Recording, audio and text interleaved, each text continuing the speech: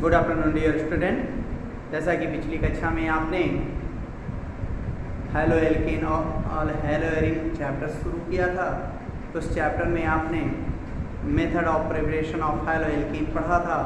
उसमें आप कुछ रिएक्शन छूटे थे, उनकी बात आज कर ले। बात करते हैं हम पहला डार्जेन अभिक्रिया।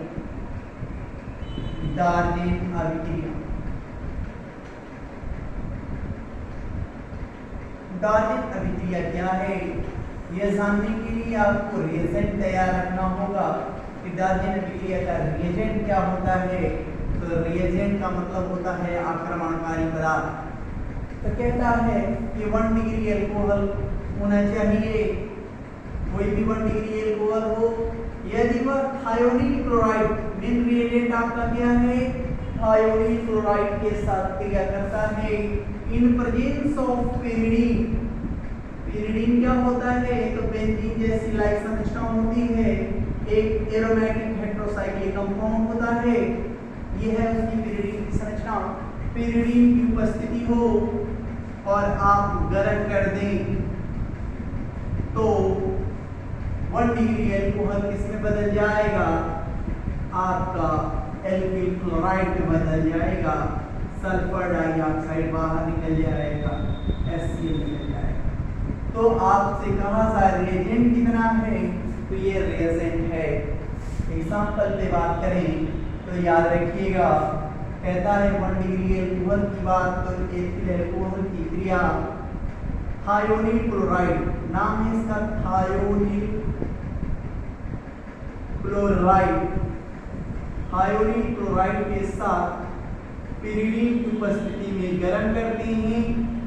पेरिडीन की उपस्थिति में आप गर्म करते हैं तो कहता है सर एथिल क्लोराइड बन जाता है और सल्फर डाइऑक्साइड बाहर निकलती है, HCl बाहर निकल जाता है। तो एथिल क्लोराइड बनाने की यह एक विधि हो जाएगी, एथिल क्लोराइड। बात करते हैं नेक्स्ट बाइनेम रिएक्शन, जिसका नाम है बोरोडिन। ये सारे के सारे जो बाइनेम रिएक्शन है बहुत ही इंपॉर्टेंट है, इससे नाम सही पूछे जाते हैं। तो बोरोडिन मुंस-डीकर अभिक्रिया, मुंस-डीकर रिएक्शन,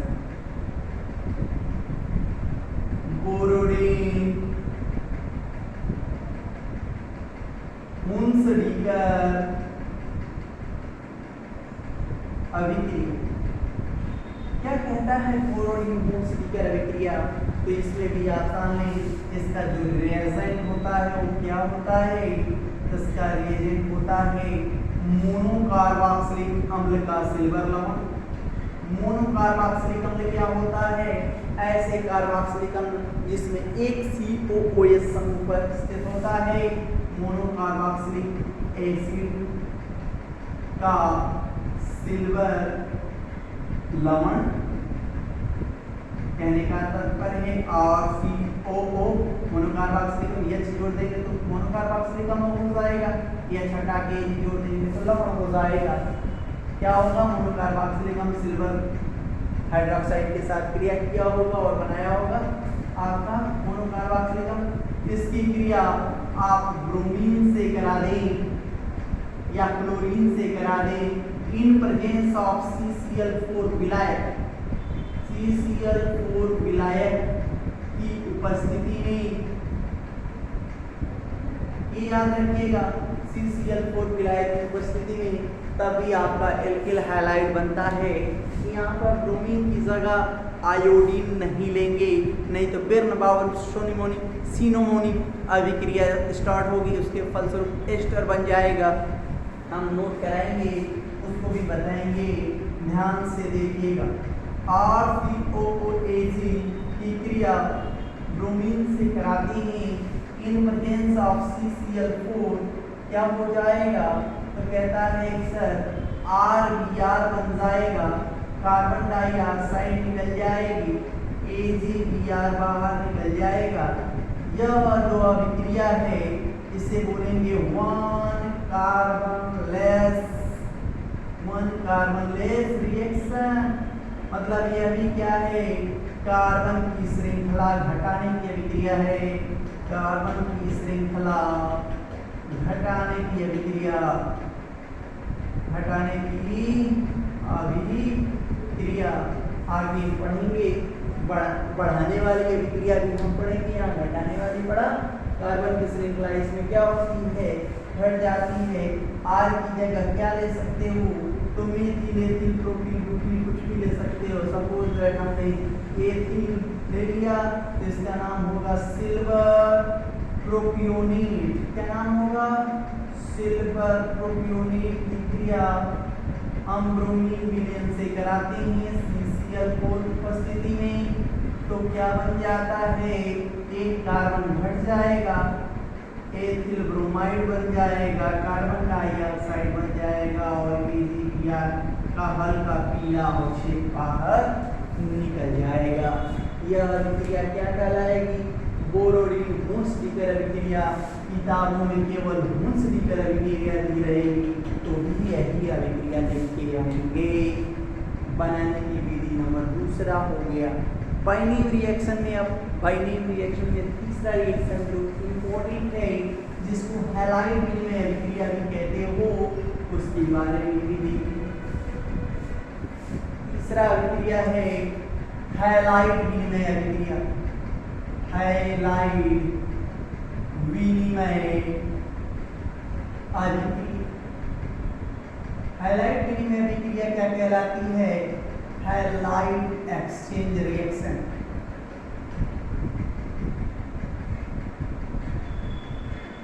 या इसी का नाम कोनांट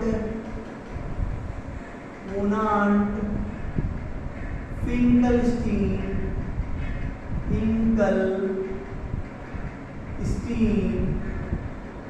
अभिक्रिया। केवल फिंकलस्टीन अभिक्रिया भी लिखा रहेगा तो यही लिखेंगे, इसका रिएजेंट तैयार रखेंगे कि सर जी इसमें तो एल्किल हैलाइड ही होता है और उसकी क्रिया यदि हम सोडियम आयोडाइड से कराते हैं, एसीटोन विलायक होना चाहिए, एसीटोन विलायक, या यहीं पर मेथिल अल्कोहल भी हो सकता है, मेथिल अल्कोहल विलायक की उपस्थिति हो जाए, दोनों में से कोई रहे, आप हल्का सा गर्म कर देंगे, आपको अवक्षेप रूप में सोडियम क्लोराइड या ब्रोमाइड निकल जाएगा, आयोडाइड आके जुड़ जाएगा। तो कैसे सर, देखिए एल्किल ब्रोमाइड है, चाहे आपका एल्किल क्लोराइड है, एल्किल क्लोराइड या ब्रोमाइड की क्रिया आप सोडियम आयोडाइड से कराते हो एसीटोन की उपस्थिति में, तो कहता है आयोडीन आएगा, जुड़ जाएगा, एल्किल आयोडाइड बन जाएगा, NaCl ठोस रूप में क्या हो जाए, अवक्षेप के रूप में मिल जाएगा। उसी प्रकार एल्किल ब्रोमाइड की क्रिया करा दीजिए सोडियम आयोडाइड से एसीटोन की उपस्थिति में, तो क्या बन जाएगा, एल्किल ब्रोमाइड बन जाएगा, सोडियम ब्रोमाइड ठोस रूप में अवक्षेपित हो जाएगा।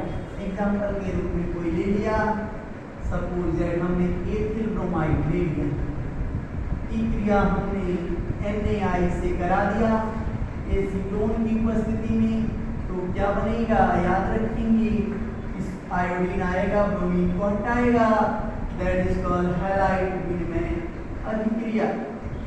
जब मिल जाएगा NaBr अवक्षेपित हो, ठोस रूप में अवक्षेपित हो जाएगा। यह है हैलाइड एक्सचेंज अभिक्रिया। यह एल्किल हैलाइडों को बनाने की सबसे सरल विधि है।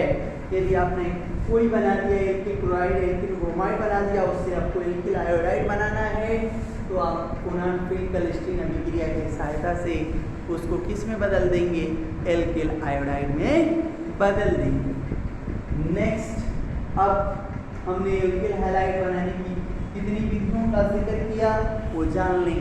तो हमने स्टार्टिंग में आपको बताया होगा एल्कीनों के हैलोजनीकरण द्वारा एल्किल हैलाइड बनते हैं। दूसरा हमने बताया एल्कीनों की हाइड्रोजन हैलाइड से क्रिया कराने पर बनते हैं एल्किल हैलाइड। उसमें हमने मार्कोनिकॉफ और एंटी मार्कोनिकॉफ दो नियमों का जिक्र किया। फिर तीसरा हमने आपको एल्कोहल से बतलाया कि एल्कोहल की क्रिया आप हाइड्रोजन हैलाइड से कराते हैं, उचित परिस्थितियां देते हैं, जैसे निर्जल ZnCl2 लेते हैं, कॉम के H2SO4 लेते हैं या गर्म करते हैं तो भी आपके एल्किल हैलाइड बनते हैं। हमने आपको नोट में भी एक बताया, यदि लाल फास्फोरस और सांद्र HI लेते हैं तो एल्कोहल सीधे एल्केन में बदल जाता है। फिर आपको हमने बताया एल्कोहल की क्रिया फास्फोरस ट्राइक्लोराइड या फास्फोरस ट्राई ब्रोमाइड या फास्फोरस ट्राई आयोडाइड से कराते हो तो भी एल्किल हैलाइड बन जाते हैं। हमने आपको बताया कि यदि आप फास्फोरस पेंटाक्लोराइड की क्रिया भी एल्कोहल से कराते हो, गर्म करते हो तो भी एल्किल हैलाइड ही बनता है, एल्किल क्लोराइड बनता है। फिर इसके बाद हमने आपको आज की क्लास में एल्कोहल से थायोनिल क्लोराइड की क्रिया से भी आपने एल्किल हैलाइड बनाया, जिसे आप डार्जन अभिक्रिया कहे। फिर आपने पढ़ा कि आप मोनोकार्बोक्सिलिक अम्ल के सिल्वर लवण की क्रिया ब्रोमीन से कराते हो CCl4 की उपस्थिति डायस्टॉल से दिकर अभिक्रिया, तो इसके फलस्वरूप भी एल्किल हैलाइड में एल्किल ब्रोमाइड बनाते हो। हमने बताया था कि ब्रोमीन की जगह आयोडीन ले लेंगे तो एस्टर बन जाता है। क्या बन जाता है? एस्टर बन जाता है। तो यह अभिक्रिया बिर्नबाउम सिनमोनिक अभिक्रिया कहलाती है, जो नहीं आपके सिलेबस में मेंशन है, इसलिए उसका जिक्र हम नहीं किए हैं। कि यहाँ पर आयोडीन नहीं ले सकते, क्लोरीन ले सकते हैं, लेकिन क्लोरीन ब्रोमीन ले सकते हैं। क्या नहीं ले सकते हैं? तो आयोडीन नहीं ले सकते हैं, क्योंकि आयोडीन लेने पर हमारा एल्किल हैलाइड बनने की बजाय क्या बन जाएगा? एस्टर बन जाएगा। क्या बन जाएगा? एस्टर। और अभिक्रिया का नाम बिर्नबाउम सिनमोनी अभिक्रिया कहलाएगी। तो ये हम नहीं पढ़ाएं।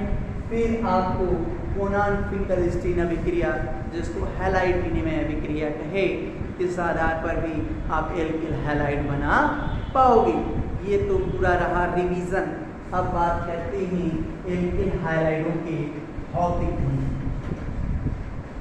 ध्यान से देखते रहें, पढ़ते रहें, समझते रहें, आसानी से समझ में आएगा, टेंशन नहीं लेंगे।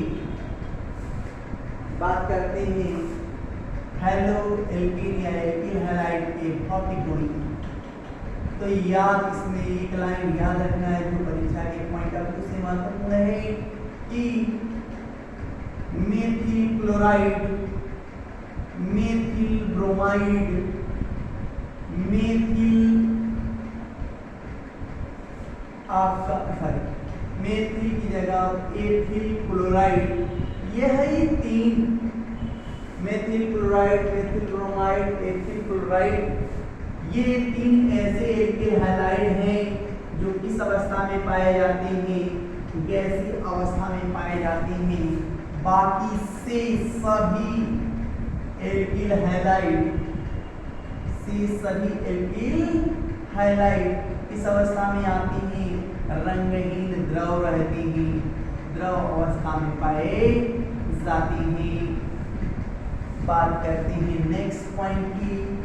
तो समस्त एल्किल हैलाइड, समस्त एल्किल हैलाइड जल में अविलेय, लेकिन कार्बनिक विलायक जैसे एल्कोहल, इथॉल, एसीटोन, CCl4, बेंजीन आदि में, कार्बनिक विलायकों में विलेय होते हैं। ये आपको याद रखना होगा। नंबर तीसरा कहता है कि जो एल्किल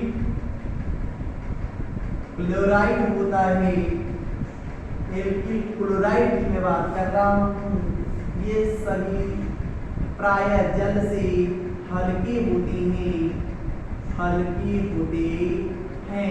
वो भी छोटे मॉलिक्यूल्स की बात कर रहे हैं। और जितने भी एल्किल ब्रोमाइड होगा, एल्किल ब्रोमाइड होगा चाहे एल्किल आयोडाइड होगा, वो जल से प्रायः क्या होते हैं, भारी होते हैं, भारी तेल जैसे द्रव होते हैं। कैसे होते हैं, तेल जैसे द्रव होते हैं, मतलब जल में मिसेबल नहीं होंगे, तेल जैसे रहेंगे। ये रहेगा तो ऊपर तैरेगा, ये सब रहेंगे तो जल की सत्ता पे नीचे बैठ जाएंगे, तो ये जल से भारी और ये जल से हल्की होती है। बात करता है नेक्स्ट, कहता है कि सर आप ये भी जान लीजिए कि RF हो, RPL हो, RBr हो, RI हो, तो जैसे जैसे इनका अणुभार बढ़ता जाएगा क्वथनांक बढ़ता जाता है। अणुभार बढ़ने के साथ साथ क्वथनांक बढ़ता जाता है, ये भी पॉइंट याद रखना है। फिर क्रियाशीलता की बात आती है, क्रियाशीलता क्या कहता है कि सभी एल्किल हैलाइड प्रायः एल्किल फ्लोराइड को छोड़कर, समस्त एल्किल हैलाइड एल्किल फ्लोराइड को छोड़कर बहुत अत्यंत क्रियाशील होती हैं। तो एल्किल हैलाइड जो होती हैं, एल्किल हैलाइड वो अत्यंत क्रियाशील होती हैं, क्रियाशील होती हैं। इस पॉइंट को जान लें। और उनकी क्रियाशीलता का क्रम भी यही होता है, होना चाहिए था आर्य बाद में होना चाहिए था, पहले RF RPL और RBr और तब से ज़्यादा क्रियाशील RI होता है। ये आपका क्या है, क्रियाशीलता का क्रम, क्रियाशीलता का बढ़ता क्रम। ये बहुत कम, इसकी प्रॉपर्टी अन्य एल्किल हैलाइडों से बहुत ज़्यादा भिन्न होती है, क्योंकि इसकी जो बंधन ऊर्जा होती है, बंध फ्यूजन ऊर्जा होती है, बहुत उच्च होती है, इसे ब्रेकआउट नहीं किया जा सकता आसानी से, इसीलिए इसकी प्रॉपर्टी अन्य एल्किल हैलाइड से भिन्न होती है। इसीलिए हम इस चैप्टर में एल्किल क्लोराइड, एल्किल ब्रोमाइड और एल्किल आयोडाइड की प्रायः बात करते हैं, एल्किल फ्लोराइड की बात नहीं करते हैं। तो ये हो गया उनके भौतिक गुण, और भौतिक गुण के बाद आता है आपका रासायनिक गुण।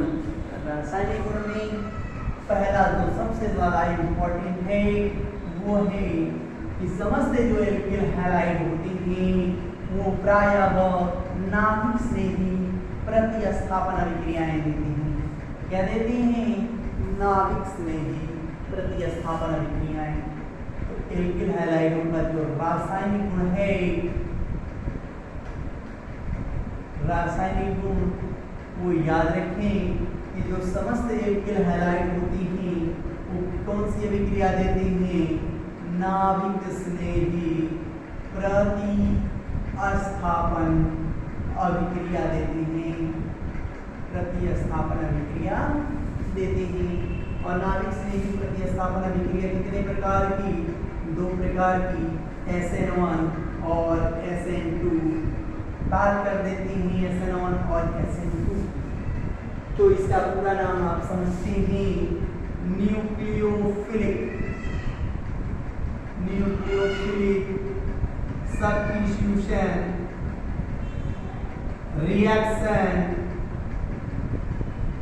इन यूनिमॉलिक्यूलर,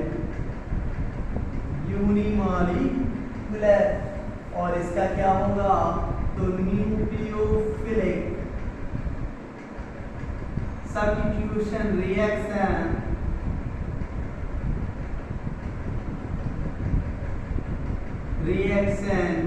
इन बाइमॉलिक्यूलर।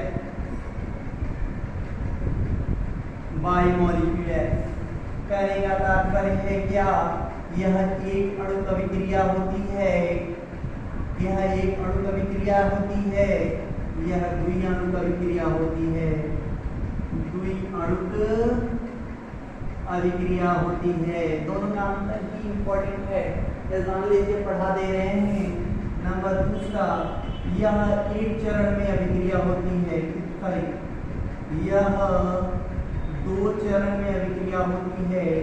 दो चरण में अभिक्रिया का मतलब एक तीव्र और दूसरा मंद। पहला मंद होता है और दूसरा तीव्र। जो मंद होता है वेग निर्धारक पद कहलाता है।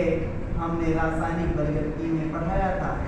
वेग निर्धारक पद जितने भी स्टेप होते हैं वो वेग निर्धारक पद होते हैं।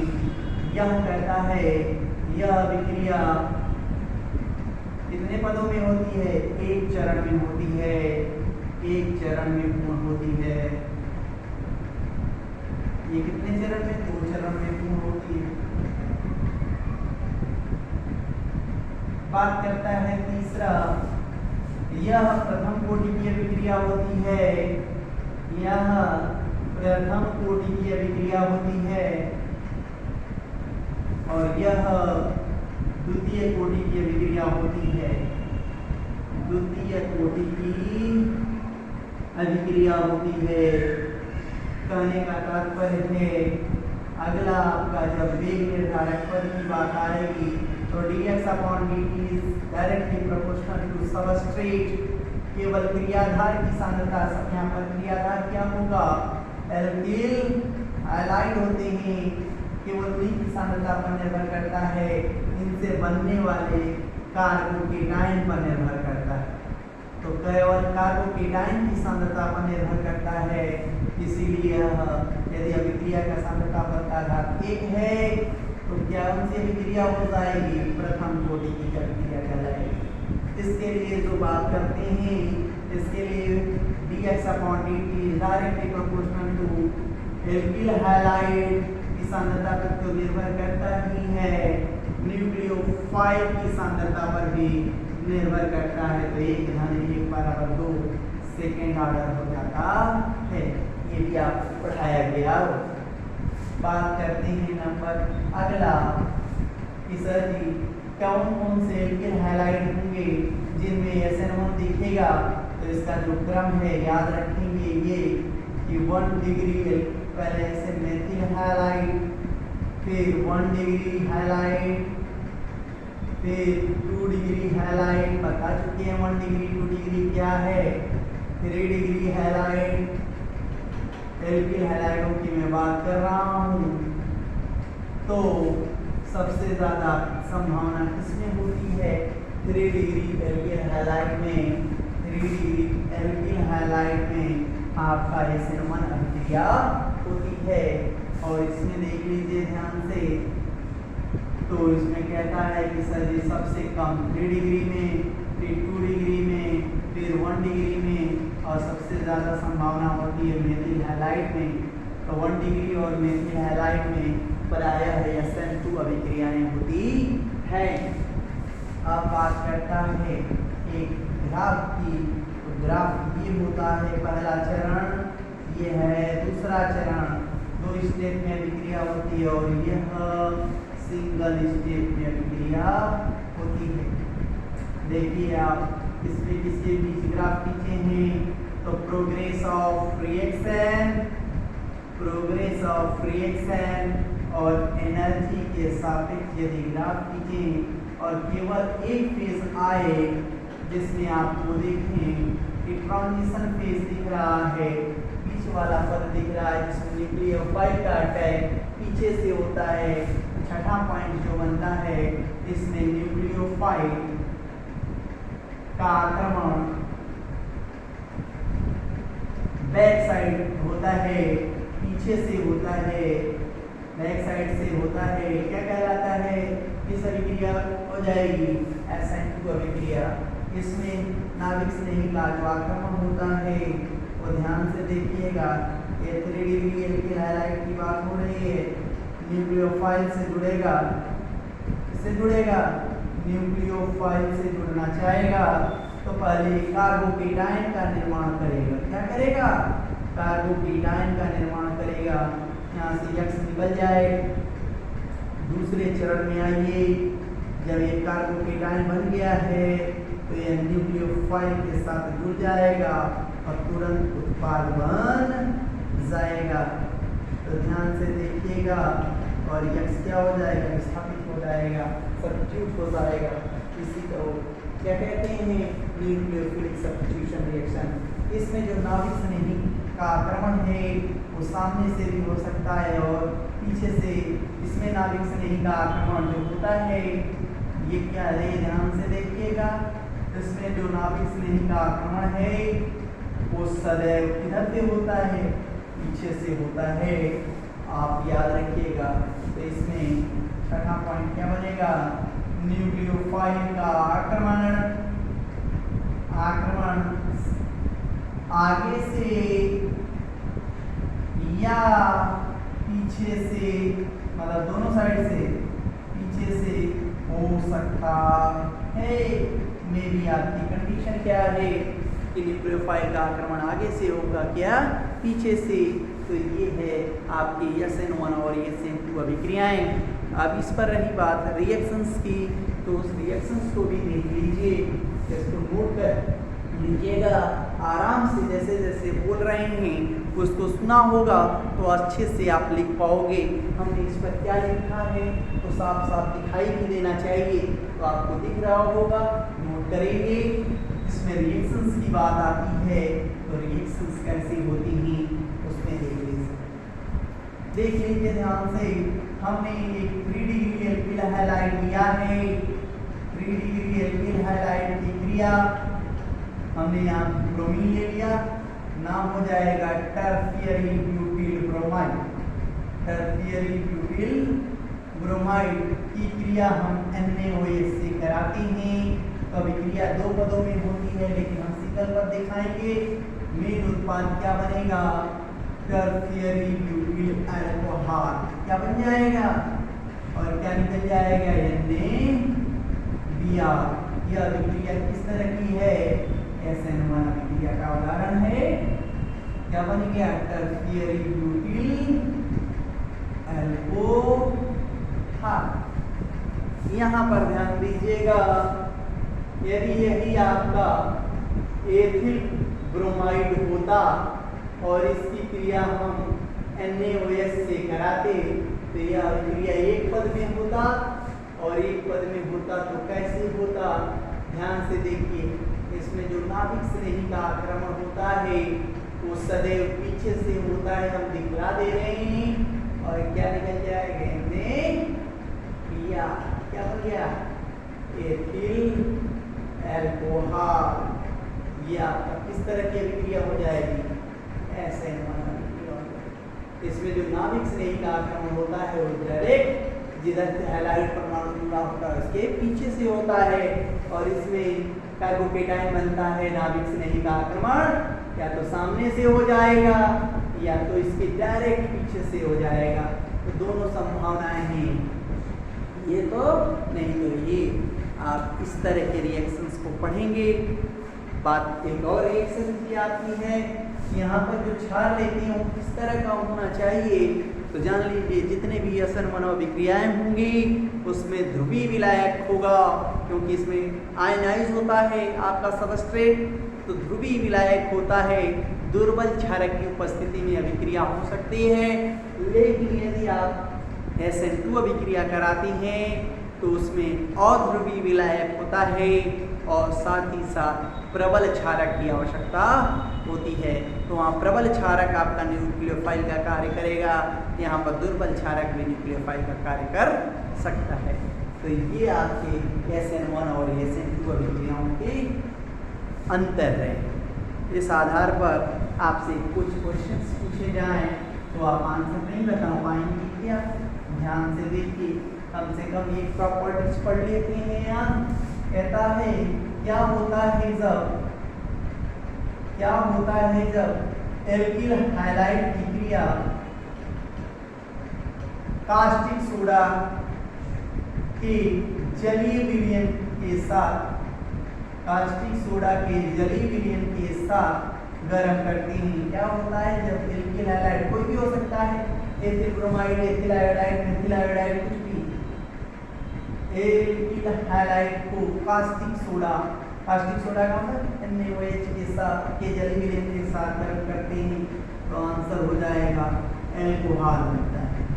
क्या बनता है, एल्कोहल बनता है। दूसरा रिएक्शन कहता है क्या होता है जब एल्किल हैलाइड को नम सिल्वर ऑक्साइड नम सिल्वर ऑक्साइड का मतलब ये, और इसका मतलब आप जान लीजिए नम सिल्वर ऑक्साइड का मतलब सिल्वर हाइड्रोक्साइड, क्योंकि ये फिर रिएक्शन करके 2H2OH बनाएगा। हमें 2 मॉलिक्यूल की जरूरत नहीं है, हमें 1 मॉलिक्यूल की जरूरत है, 1 मोल की जरूरत है और काम हो जाएगा।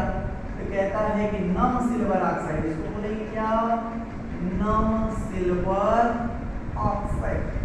इससे कराने पर क्या बन जाएगा, ROH बन जाएगा, AgBr बाहर निकल जाएगा।